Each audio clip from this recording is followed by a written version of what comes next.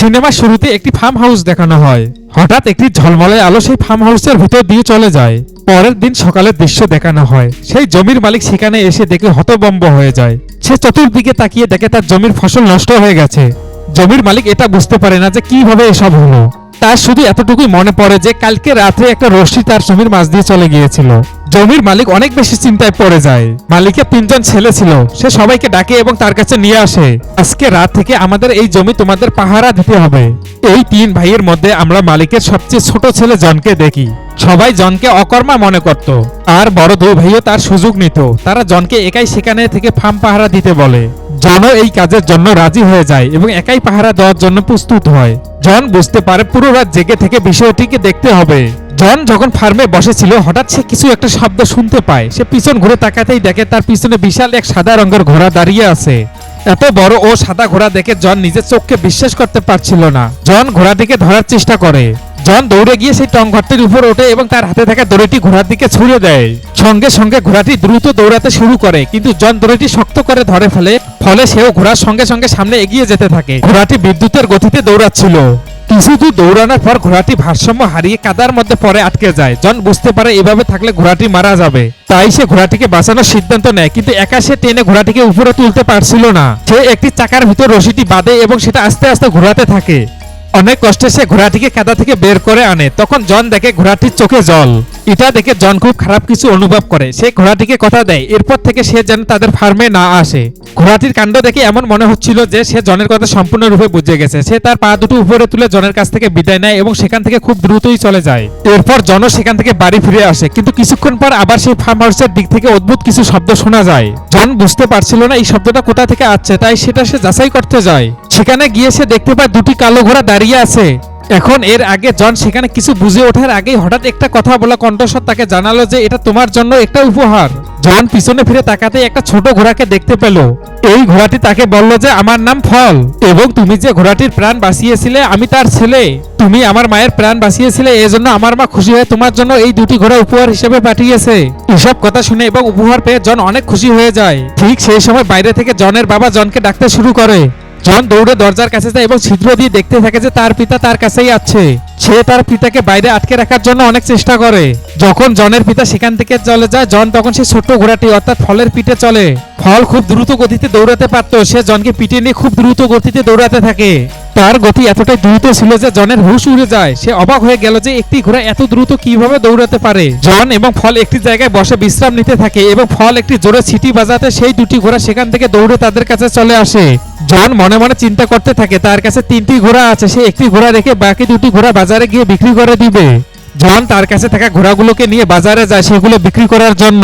জন যখন ঘোড়া দুটোকে নিয়ে বাজারের ভিতর প্রবেশ করে তখন বাজারে থাকা সমস্ত লোক ঘোড়া দুটোর দিকে তাকিয়ে থাকে, কেননা তারা এর আগে কখনো এত সুন্দর ঘোড়া দেখেনি। ধীরে ধীরে সেখানে অনেক মানুষ জমা করতে শুরু করে। অনেক মানুষ জনের কাছ থেকে ঘোড়া কেনার কথাও বলতে লাগলো। জন যখন ঘোড়া দুটো বিক্রি করতে যাবে ঠিক সেই সময় ফল তাকে বলে ওই যে বুড়ো লোকটিকে দেখছো তার কাছে তুমি ঘোড়া দুটিকে বিক্রি করে দাও। কিন্তু জন চেয়েছিল এই ঘোড়াগুলো রাজার কাছে বিক্রি করতে।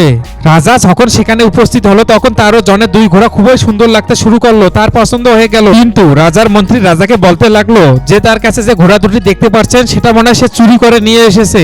রাজা এই কথা সুযোগ নিয়ে বিনা পয়সা সেগুলো তার কাছ থেকে কেড়ে নেয়। জন তখন রাজার কাছে টাকার কথা বলে, তখন রাজা কোনো উত্তর না দিয়ে সেখান থেকে চলে যায়। রাজার এরকম জুলুম দেখে ফলের অনেক বেশি রাগ হয়। ফল জনের সাথে অনেক বেশি রাগারাগি করতে থাকে। সে বলতে লাগলো যে আমি তোমাকে আগেই বলেছিলাম যে 2টি ঘোড়া এই বুড়ো লোকটার কাছে বিক্রি করে দাও। যাই হোক, জন যখন ফলকে মন খারাপ করতে দেখলো তখন সে আবার শীষ বাজালো, আর সে শীষ বাজাতে ঘোড়া দুটি সেখান থেকে দ্রুতই ছুটে আসতে লাগলো। কিন্তু ঘোড়া দুটি দ্রুত গতিতে আসার কারণে রাজার বগি উল্টে গেল, যার ফলে তিনি খুব খারাপভাবে মাটিতে পড়ে গেলেন। এখন রাজা এইসব ব্যাপারের কারণে অনেক বেশি রেগে গিয়েছিল, কিন্তু রাজকীয় মর্যাদার কারণে কিছু না বলে শান্তভাবে জনের সঙ্গে সেই ঘোড়াগুলোর দাম নির্ধারণ করতে থাকে এবং কথা বলতে থাকে। জন ঘোড়াগুলোর দাম অনেক বেশি চাইতে লাগলো, যার পর রাজার লোকেরা তাকে পরামর্শ দিতে লাগলো যে তারা যেন জনকে নিজেদের কাছে কাজ করার জন্য রেখে দেয়, কারণ তারা এটা মনে মনে চাইতো যে জন এখানে থাকলে রাজা তার প্রতিশোধ নিতে পারবে। জনও তাদের কথা মেনে নিল এবং সেখানে থেকে রাজার কাজে সাহায্য করতে লাগলো। ঠিক তখন রাজার মন্ত্রী রাজাকে বলতে লাগলো, কেননা আমরা জনকে একটা ফিনিক্স পাখি আনতে বলি, আসলে সেটা ছিল একটি ফায়ার বার্ড, আর তাকে আনা মোটেও সহজ ছিল না। রাজার মন্ত্রী রাজাকে বলতে লাগলো যে তাকে আনা খুবই কঠিন এবং জন কখনোই সেই ফায়ার বার্ডকে আনতে পারবে না, আর যখন সে তা করতে পারবে না তখন আপনি সঙ্গে সঙ্গে তাকে মৃত্যুদণ্ড দিয়ে দিবেন। মন্ত্রীর পরামর্শ রাজার অনেক ভালো লাগলো এবং সে বুঝলো এটাই সুযোগ জনকে মৃত্যুদণ্ড দেওয়ার। রাজা সেই মন্ত্রীর বুদ্ধি মোতাবেক জনকে ডেকে নিয়ে আসলো এবং তাকে সেই ফায়ার বার্ড নিয়ে আসতে বলল। রাজার কাছ থেকে এই কথা শুনে জন তার জন্য প্রস্তুত হয়ে গেল, কিন্তু যখন ফল এই কথা জানতে পারলো তখন সে বুঝতে পারলো যে এটা খুবই বিপজ্জনক এবং সে জনকে বোঝালো যে এটা করা খুবই কঠিন হবে, কারণ ফল অনেক ভালোভাবেই জানতো এর আগে যেই ফায়ার বার্ডের পাকা নিতে গিয়েছিল সে আর কখনোই এই পৃথিবীতে ফিরে আসেনি, অর্থাৎ তার মৃত্যু নিশ্চিত ছিল। ফলের মুখ থেকে জন এসব কথা শোনার পর তার কোনো রকম ভয় ভীতি কাজ করছিল না, কারণ জন রাজার কাছ থেকে সে চ্যালেঞ্জ গ্রহণ করছিল, তাই সে পিছু হটছিল না। এখন ফলকেও জনকে সাহায্য করতে হবে, তাই সে জনকে একটি জঙ্গলে নিয়ে গেল। জঙ্গলে পৌঁছানোর পর ফল এদিক সেদিক কি যেন খুঁজতে লাগলো। তখন জন তাকে জিজ্ঞাসা করলো, ঠিক তখন ফল তাকে একটা ড্রিম নাট দেখালো। সে জনকে বলতে লাগলো যে এগুলো ফায়ার বোর্ডের বিশেষ বাদাম, আর সেই বাদামগুলো তারা খুবই পছন্দ করে, কিন্তু এই বাদামগুলো এমন যে এই বাদামগুলো খাবে সে গভীর ঘুমের মধ্যে ঢলে পড়বে, যার পর আমরা তাকে সহজেই ধরে ফেলতে পারবো। জন যখন এই কথা জানতে পারে তখন সেখান থেকে একটি বাদাম তুলে নেয়। এরপর তারা দুজনে সেই জায়গায় পৌঁছায় যেখানে ফায়ার বার্ড থাকতো। ফল তাকে এটাও বলতে শুরু করলো যে ফায়ার বার্ড আসলে মাটির নিচে থাকে। তারপর তারা সেই জায়গায় কিছু নাট ছুড়ে দেয় আর ফায়ার বার্ড বেরিয়ে আসার জন্য অপেক্ষা করতে থাকে। যখন সেই ফায়ার বার্ডের নাকে গন্ধ পৌঁছায় তখন সে মাটি ফুঁড়ে বাইরে বেরিয়ে আসে। ফায়ার বার্ড মাটি থেকে একটি ফল তুলে নেয় এবং সে খুব আনন্দের সাথে সেই ফলটি খেতে শুরু করে। ফলগুলো খাওয়া মাত্রই ফায়ার বার্ডের শরীরে প্রতিক্রিয়া শুরু হয়ে যায় এবং সে কিছুক্ষণের মধ্যে সেখানে অচেতন হয়ে পড়ে। এসব দেখে জন যখন ফায়ার বার্ডকে ধরতে যাবে তখন সেই ফায়ার বার্ড আবার জীবিত হয়ে ওঠে এবং সেই ফায়ার বার্ড জনের পিছনে দৌড়াতে শুরু করে দেয়। জন এবং ফল অনেক দ্রুত দৌড়াতে থাকে, পিছন পিছন ফায়ার বার্ডটিও তাদের পিছু ছাড়ছিল না। জন ফায়ার বার্ডকে ঠেলে ফেলে দেয় এবং ফায়ার বার্ড গিয়ে জঙ্গলে পড়ে এবং পুরো জঙ্গলে আগুন লেগে যায়। আগুনের তাপের কারণে ফলও অনেকটা আহত হয়ে যায়। জনের কাছে শেষ একটি বাদাম ছিল এবং সে সেটা ফায়ার বার্ডের দিকে ছুঁড়ে ফেলে দেয়। ফায়ার বার্ডও সেটি খেয়ে নেয় এবং সেও অচেতন হয়ে পড়ে। পুরো জঙ্গল তখনও দাউ দাউ করে আগুনে জ্বলছিল। পরের দিন সকালে দেখতে পাওয়া যায় ফায়ার বার্ডটি মাটিতে পড়ে আছে এবং তার পুরো শরীর শিকল দিয়ে বাঁধা ছিল। আর কিছুক্ষণ পর ফায়ার বার্ডটির জ্ঞান ফিরে আসে। জন যখন ফায়ার বার্ডটির দিকে ভালো করে তাকায় তখন সে দেখতে পায় যে তার চক্ষু থেকে অশ্রু ঝরছে। এটা দেখে জনের খুব খারাপ লাগে, তাই সে ফায়ার বার্ডকে মুক্ত করে দেয়। জন যখন তার শরীর থেকে শিকল খুলে দেয়, মুক্ত হতে ফায়ার বার্ডটি তার ডানা মেলে সেখান থেকে উড়ে চলে যায়। যেতে যেতে সে নিজের শরীর থেকে একটি পালক জনকে দিয়ে যায়, যা দেখে বোঝা যায় সেটি ডানার তাপে জ্বলজ্বল করছিল। পালকটি এক একবার এক এক রং ধারণ করতে থাকে। ফল জনকে বলতে থাকে যে রাজা তাকে ছেড়ে দেবে না, কিন্তু জন ফলকে বলে যে হয়তোবা এই পালক দিয়ে সে রাজাকে বিশ্বাস করতে পারবে যে সে ফায়ার বার্ডকে ধরেছিল। জন ফলের কথা বিশ্বাস করতে চাইলো না এবং সে রাজার কাছে যেতে চাইলো। অবশেষে সেখান থেকে জন এবং ফল সেই পালকটা নিয়ে রাজার কাছে ফিরে আসে। জন রাজাকে সমস্ত কিছু বলে, কিন্তু রাজা তার কোনো কথাই বিশ্বাস করে না। পরের দিন জনকে দেওয়া মৃত্যুদণ্ডের জন্য তাকে নিয়ে আসা হয়। জন তার কাছে থাকা পালকটি বের করে সবাইকে দেখাতে থাকে, কিন্তু আশ্চর্যের ব্যাপার ছিল যে জনের কাছে থাকা সেই পালকটি আর জ্বলজ্বল করে জ্বলছিল না এবং জন নিরুপায় হয়ে যায়। রাজা তখন তাকে মৃত্যু দেওয়ার জন্য আদেশ দিয়ে দেয়। যখন তার মৃত্যুদণ্ড কার্যকর করা হবে ঠিক তখনই পাকাটি জ্বলজ্বল করে জ্বলতে থাকে এবং সেখানে ফায়ার বার্ডটি উপস্থিত হয়। ফায়ার বার্ডকে দেখে সেখানে থাকা সকলেই অবাক হয়ে যায়। জনের কথা সবাই বিশ্বাস করতে শুরু করে, যার কারণে রাজাকে জনের শাস্তি বাতিল করতে হয়। শুধু তাই নয়, রাজা জনকে পদোন্নতি দিয়ে দেয়। জনের পদোন্নতির কারণে সে আনন্দ খুশিতে নাচতে শুরু করে দেয়, কিন্তু রাজার মনের ভিতর অন্য কিছু ছিল। রাজা নিজের অপমানের বদলা নিতে না পারায় সে আরো বেশি রাগান্বিত হয়ে যায়। তাই সে আবারও তার মন্ত্রীর সাথে নতুন কোনো পরিকল্পনা করার কথা বলতে থাকে। অনেক চিন্তা ভাবনার পর রাজার মন্ত্রী তাকে একটা আইডিয়া দেয়। মন্ত্রী রাজাকে বলে এবার জনকে একটি পাহাড়ি রাজ্যের রাজকুমারকে নিয়ে আসানোর জন্য পাঠানো হোক। এ বলতে থাকে প্রথমত জন হয়তো এই কাজে সফল হতে পারবে না, আর যদি সে সফল হয়েও যায় তাহলে এতে আপনারই লাভ হবে। আপনি সেই সুন্দরী রাজকুমারীকে বিয়ে করে নেবেন, দুই দিক থেকেই আপনারই লাভ। রাজা মন্ত্রী এই কথা শুনে অনেক বেশি খুশি হয় এবং সে মুস্কি মুস্কি হাসতে থাকে। পরিকল্পনা মতো আবার জনকে সেই পাহাড়ের উদ্দেশ্যে পাঠানো হয়। এবারও জনের সাথে ফল ছিল। তারা ঠিক সেই দরজার সামনে আসে যেখানে সেই পাহাড় রাজকুমারী ছিল, কিন্তু জন এবং ফল এটাও দেখলো যে সেই দরজার সামনে অনেক ভারী বরফের আচ্ছাদ্য ছিল, যেটা পার হয়ে যাওয়া অনেক কষ্টসাধ্য ব্যাপার। তারা যখন কোনো পথ খুঁজে পাচ্ছিল না ঠিক সেই সময় ফায়ার বার্ডের পাখাটি সেখানে চলে আসে। এরপর সেই পাখাটি বরফের দেয়ালে জোরে ধাক্কা দেয়, যার ফলে দেয়ালটি জোরে ভেঙে চুরমার হয়ে যায় আর সেখানে প্রচন্ড পানির স্রোত নেমে আসে। সেই পানির স্রোতে ফল ভেসে নিচে পড়ে যেতে থাকে। এত উঁচু পাহাড় থেকে পড়তে পড়তে সে এক বিশাল তুষার গোলকে পরিণত হয়। গেট দিয়ে জন যখন দুর্গের ভিতর প্রবেশ করে তখন সে সেখানে অনেক মেয়েকে দেখতে পায়, যারা আসলে সবাই ঘুমিয়েছিল। এত মেয়ের মধ্যে আসল রাজকুমারীকে এতে বুঝে ওঠা জনের জন্য আরো অনেক কঠিন হয়ে পড়ে। জন সবগুলো মেয়েকে ভালোভাবে দেখতে থাকে, কিন্তু কে আসল রাজকুমারী সেটা সে বুঝতে পারে না। ঠিক তখনই ফায়ার বার্ডের সেই পালক সেখানে এসে এক মেয়ের উপরে পড়ে, আর তখন জন বুঝতে পারে যে এটাই সেই পাহাড়ের আসল রাজকুমারী। জন সেই মেয়ের সৌন্দর্য দেখে অবাক হয়ে যায় এবং তাকে বলতে শুরু করে যে রাজা তাকে বিয়ে করতে চায়, কিন্তু সেই মেয়েটি জনকে বলতে থাকে, তোমার রাজা যদি এতই ক্ষমতাবান হয়ে থাকে তাহলে সে নিজেই কেন আমাকে নিতে আসলো না। এই কথা বলার পরপরই রাজকুমারী পাহাড় থেকে নিচে লাফ দেয়। রাজকুমারী নিচে লাফিয়ে পড়ার সাথে সাথে জন নিচে লাফ দেয় এবং সেও খুব দ্রুত পাহাড়ের নিচে পড়তে থাকে। তাদের এরকম কাণ্ড দেখে ফলও নিচে দ্রুত যায় এবং তাদেরকে পিঠের মধ্যে নিয়ে নিরাপদে নিচে নামিয়ে নিয়ে আসে। ফল জনকে দেখে বুঝে গিয়েছিল যে জন এখন রাজকুমারীকে পছন্দ করতে শুরু করেছে। ফল তাকে বোঝাতে লাগলো যে যদি এই কথা রাজার কানে পৌঁছে যায় তাহলে তোমার জন্য বিপদ আরো বেড়ে যেতে পারে। আমরা দেখি যে জন এবং ফল যখন নিজেদের মধ্যে কথা বলতেছিল তখন রাজকুমারী দূরে থেকে সেই সব কথা শুনতেছিল। রাজকুমারীরও মনে হতে শুরু করে যে হয়তো সেও জনকে পছন্দ করতে শুরু করেছে। তারা সেই রাত্রি সেখানেই কাটিয়ে দেয়। পরের দিন সকালে তারা রাজার কাছে ফিরে যায়। এবার রাজা যখন জনকে জীবিত দেখে তখন সে রেগে যায়, কিন্তু রাজার লোকেরা তাকে বোঝায় যে এতে তো তারই লাভ হয়েছে, কেননা আপনি এখন রাজকুমারীকে বিয়ে করতে পারবেন। জনের এমন সাফল্য দেখে রাজ্যে থাকা সকল লোক সেখানে উপস্থিত হয় এবং জনকে পদোন্নতি দেওয়া হয়। কিন্তু জন এসবের মধ্যে খুব একটা খুশি ছিল না। তার রাজকুমারীর জন্য চিন্তা হতে শুরু করেছিল। তাই সে লুকিয়ে রাজকুমারীর কাছে চলে যায়, কিন্তু সে রাজকুমারীকে কিছু বলার আগেই রাজার লোকেরা এসে রাজকুমারীকে সেখান থেকে নিয়ে যায়। রাজকুমারীকে রাজার কাছে নিয়ে আসা হলে রাজা রাজকুমারীকে বিয়ের প্রস্তাব দেয়, কিন্তু রাজকুমারী রাজাকে বলে যে আমি তোমাকে বিয়ে করতে পারবো, কিন্তু আমার একটি শর্ত পূরণ করতে হবে। রাজকুমারী রাজাকে বলে যে আমার দাদির একটি আংটি ছিল, সেই আংটিটি আমি হারিয়ে ফেলেছিলাম সমুদ্রের মাঝে, তোমাকে সেটা ফিরিয়ে এনে দিতে হবে। তাই যতক্ষণ না সেই আংটি তার কাছে ফিরে আসে ততক্ষণ সে বিয়ে করতে পারবে না। রাজকুমারীর কথা শুনে রাজা অবাক ও চিন্তিত হয়ে পড়ে। ঠিক তখনই সেখানে জন এসে যায়। রাজা জনকে দেখে এই কাজটাও তাকে করতে বলে। রাজার মনে হয় আগের সব কাজের মতো এটাও জন করে ফেলবে।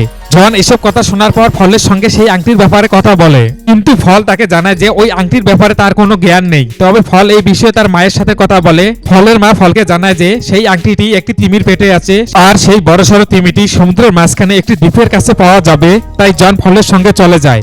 জন এবং ফল আকাশের মধ্যে ভেসে থাকা মেঘের ভিতর দিয়ে যাচ্ছিল। ঠিক সেই সময় সেখানে কিছু পাখির ঝাঁক চলে আসে এবং ধাক্কা লাগে তাদের সাথে। ঠিক সেই সময় জন নিচে পড়ে যায়। জন সোজা পানিতে অর্থাৎ সমুদ্রের পানিতে পড়ে যায়। তাই সে তিমির কাছে পৌঁছে গিয়েছিল। ঠিক তখনই জন পানির নিচে অনেক বড় বড় চেইন দেখতে পায়, আর সেই শিকলগুলো বাঁধা একটি বিশাল তিমিকেও দেখতে পায়। জন যখন পানি থেকে বের হয়ে এলো তখন ফল তাকে জানায়, তুমি যে এই দ্বীপটি দেখছো এটি আসলে দ্বীপ নয়, এটি একটু বিশাল তিমি। জন তিমিকে জিজ্ঞেস করলো যে শেষ পর্যন্ত তার সঙ্গে এমনটা কেন হয়েছে। তিমি জনকে বলতে শুরু করলো যে সে ভুল করে কয়েকটি জাহাজ গিলে ফেলেছিল, তাই সেখানকার অন্য নাবিকরা তাকে অনেক বড় শিকল দিয়ে বেঁধে রেখেছে। কিন্তু এখন এই তিমি তার ভুল শুধরে নিতে চায়। এই কথা বলে তিমি কাঁদতে শুরু করলো। এটা দেখে জনের তিমিটির উপর খুব মায়া চলে এলো। ঠিক সেই সময় জনের মাথায় একটা বুদ্ধি এলো। সে ভাবতে লাগলো যদি তিমিটি হাসি দেওয়া যায় তাহলে তার পেটের ভিতর থেকে জাহাজগুলো বেরিয়ে আসতে পারে। এই ভাবনা অনুযায়ী তারা দুজনে উড়ে তিমির নাকের ভিতর ঢুকে সেটাকে সুড়সুড়ি দিতে লাগলো। জন ও ফল দুজনে সিদ্ধান্ত নিল তিমিটির নাকের ভিতরে গিয়ে সুড়সুড়ি দিয়ে আসবে।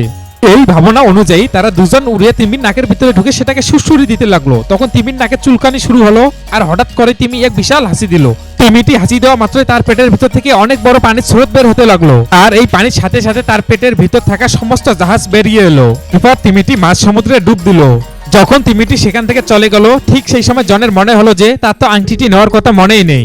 জন অনেক বেশি চিন্তায় পড়ে যায় এবং সে বুঝতে পারে যে আর কোনোভাবেই আংটিটি ফিরে পাওয়া সম্ভব নয়। এরপর জন দেখতে পায় যে একটি কাকড়া তার দিকে হেঁটে আসছে, তার মাথায় একটা আংটি ছিল, আর সে জনকে এটা জানালো যে সেই তিমিটি তার জন্য এটা পাঠিয়েছে। এরপর জন ও লক সেই আংটিটি নিয়ে রাজদরবারে ফিরে যায়। সেখানে তাদের নজর সেই ফায়ার বার্ডের উপর পড়ে। রাজা তাকে বেঁধে রেখেছিল। রাজকুমারীকে সেই আংটিটি দিয়ে দেয়। আংটিটি পেয়ে রাজকুমারী বুঝতে পারে যে জন তার জন্য সবকিছুই করতে পারবে। এদিকে রাজপ্রাসাদ থেকে রাজার মন্ত্রী ফলকে দেখে ফেলে। ফলকে কথা বলতে দেখে যখন রাজার লোকটি তার দিকে তাকায় তখন তার মনে হতে লাগলো যে এটি কোনো পশু রূপে থাকা এক ডেভিল। তাই সবাই সেখানে ফলকে ধরার জন্য এগিয়ে আসে, কিন্তু সেই সময় রাজার ঘুম ভেঙে গিয়েছিল। রাজা ঠিক তখনই রাজকুমারের জানলার দিকে তাকায় এবং সে দেখতে পায় যে তার দরজার সামনে ফল দাঁড়িয়ে রয়েছে। রাজা ফলকে মারার সিদ্ধান্ত নেয় এবং সে তার দিকে গুলি ছুটতে শুরু করে। ফলের গায়ে গুলি লাগে এবং সে রাজপ্রাসাদ থেকে নিচে পড়ে যেতে থাকে। এরপর রাজা পুরোপুরি ঘোষণা করতে লাগলেন যে রাজকুমারীকে অপহরণের অপরাধে জনকে চাকরি থেকে বরখাস্ত করা হচ্ছে, এমনকি তাকে সম্পূর্ণরূপে মৃত্যুদণ্ড দেওয়া হলো। তখনই রাজকুমারী ফলের সঙ্গে দেখা করে তাকে বলতে লাগলো যে তার ওই আইডিয়ার কারণে জন আরো বড় বিপদে পড়েছে। রাজকুমারী আরো ফলকে জানায় যে রাজাকে বিয়ে থেকে বাঁচানোর জন্য সে 3টি আলাদা পাত্রের কথা বলেছে, যেখানে প্রথম পাত্রে থাকবে ফুটন্ত পানি, দ্বিতীয় পাত্রে থাকবে ঠান্ডা পানি এবং তৃতীয় পাত্রে থাকবে ফুটন্ত দুধ। রাজকুমারী রাজাকে এটাও বলেছিল যে সে যদি এই 3টি ধাপ পার করতে পারে সে বৃদ্ধ থেকে যুবক হয়ে যাবে, কিন্তু রাজা তো চতুর ও বুদ্ধিমান, তাই তার এখানে কোনো কিছু ঠিক মনে হচ্ছিল না। তখন রাজার মন্ত্রী তাকে পরামর্শ দিল যে আগে এগুলো জনের উপর পরীক্ষা করে দেখা হোক। তাদের কথা মতো অনুষ্ঠানের দিন ঠিক করা হয়েছে। এইদিকে রাজকুমারী ফলকে সেই অনুষ্ঠান থেকে বাঁচার উপায় জানায়। যদি প্রথম পাত্রে তার দাদির আংটি, দ্বিতীয় পাত্রে সেই ফায়ার বার্ডের ডানা এবং তৃতীয় পাত্রে লাইট অফ ডেথ ফুল রাখা যায় তাহলে জন বাঁচতে পারবে। ফল তখন তৃতীয় ধাপ পার করার জন্য রাজকুমারীর কাছে সেই ফুলগুলোর ব্যাপারে জিজ্ঞাসা করলো। তখন রাজকুমারী তাকে জানালো যে সেগুলো পৃথিবীর একদম শেষ প্রান্তে পাওয়া যাবে। এই কথা শুনে ফল বলল এতে তো অনেক সময় লেগে যাবে, কিন্তু রাজকুমারী তাকে বলল যে তার দৌড়ানোর গতিতে এই কাজ দ্রুত করা সম্ভব। ফলের গায়ে গুলি লাগার কারণে সে অনেক বেশি আহত ছিল, কিন্তু আহত থাকা সত্ত্বেও সে ফুলগুলো আনতে বেরিয়ে পড়লো। আমরা দেখি পরের দিন সকালে 3টি পাত্র প্রস্তুত করা হয়েছে। যখন সমস্ত লোক সেখানে জড়ো হলো তখন রাজা ভাবলেন যে এটাই সঠিক সময় সবাইকে জানানো এবং তাদের বিশ্বাস করানো যে রাজা কতটা মহান। সে জনকে মৃত্যুদণ্ডের হাত থেকে রেহাই দেওয়ার জন্য একটা সুযোগ দিতে চায়। রাজা সবার উদ্দেশ্যে বলতে থাকে যদি জন এই 3টি ধাপ পার করতে পারে তাহলে তাকে মুক্ত করে দেওয়া হবে। সেখানে উপস্থিত সমস্ত লোক জনের জন্য আফসোস করতে থাকে। এরপর রাজা জনকে সেই পাত্রে ঠেলে ফেলে দেয়। চুপি চুপি রাজকুমারীও নিজের আংটিটা সেই পাত্রের মধ্যে ফেলে দেয়, আর সেই আংটিটা সেই পাত্রে পড়ার কারণে জন সম্পূর্ণরূপে নিরাপদভাবে পাত্র থেকে বেরিয়ে উপরে উঠে আসে এবং দ্বিতীয় পাত্রে গিয়ে পড়ে। এরপর সেখানে সেই ফায়ারবার্ড উপস্থিত হয় এবং ফায়ারবার্ড জনের এরকম দুর্দশা দেখে সে জোরে জোরে চিৎকার করতে থাকে। ফায়ারবার্ডের এরকম চিৎকার শুনে তার বন্দী থাকা পাখাটি সেখান থেকে দ্রুত চলে আসে এবং সেই পাত্রের মধ্যে পড়ে এবং জন দ্রুত গতিতে সেই পাত্র থেকে উপরে উঠে আসে এবং 3 নম্বর পাত্রে গিয়ে পড়ে, যেটা শেষ ধাপ ছিল। এইদিকে রাজকুমারীও ফলের আসার অপেক্ষা করতে থাকে। ফলের পৌঁছাতে একটু দেরি হয়ে গেলে হয়তোবা জনকে বাঁচানো যাবে না। অন্যদিকে আমরা দেখি ফল অনেক দ্রুত গতিতে সেই ফুলের কাছে গিয়ে পৌঁছে গেছে, কিন্তু ফুলটা ছিঁড়ে নেওয়ার আগেই ফল জানতে পারে যে এই ফুল ছিঁড়বে তার মৃত্যু নিশ্চিত। তবুও এই কথার পরোয়া না করেই সে ফুলটি ছিঁড়ে ফেলে। এইদিকে রাজকুমারের চিন্তা আরো বেড়ে যেতে থাকে। সেখানে উপস্থিত সকল লোক মনে করে যে জন হয়তোবা এতক্ষণে মারা গিয়েছে, তাই তারা সবাই সেখান থেকে চলে যেতে থাকে। ঠিক সেই সময় ফল সেখানে উপস্থিত হয় এবং সেই ফুলটা জনের পাত্রে ফেলে দেয়। কিছু সময় পর জন সেই পাত্র থেকে এক রাজপুত্রের মতো বেরিয়ে আসতে শুরু করে। জনের এরকম সাফল্য দেখে রাজা প্রথম পাত্রে ঝাঁপ দেয়, আর রাজা একটি বড় বেলুনে আটকা পড়ে যায় এবং সে আকাশে উড়ে যেতে থাকে। রাজার এই করুণ অবস্থা দেখে সেখানে থাকা সমস্ত লোক অনেক বেশি খুশি হয়, আর সমস্ত লোক মিলে জনকে রাজা বানানোর সিদ্ধান্ত নেয়। এরপর জন ও রাজকুমারী ফলকে খোঁজার জন্য এদিক সেদিক ঘুরতে থাকে এবং তারা ফলকে খুঁজে পায়। ফল মনে মনে ভেবে নিয়েছিল যে তার মৃত্যু নিশ্চিত হয়ে পড়েছে। তখন রাজকুমারী ফলকে বলতে থাকে যে ফুলগুলো আসলে শুধু তার পরীক্ষা নিচ্ছিল, সে সত্যি কারোর জন্য জীবন দিতে পারবে কিনা সেটা দেখার জন্য। এরপর জন এবং রাজকুমারীর বিবাহ সম্পূর্ণ হয় এবং সেই রাজ্যে থাকা সমস্ত লোক আনন্দ উদযাপন করতে থাকে। এভাবেই এরকম মজার মজার ভিডিও পেতে আমাদের চ্যানেলটি সাবস্ক্রাইব করে দিবেন।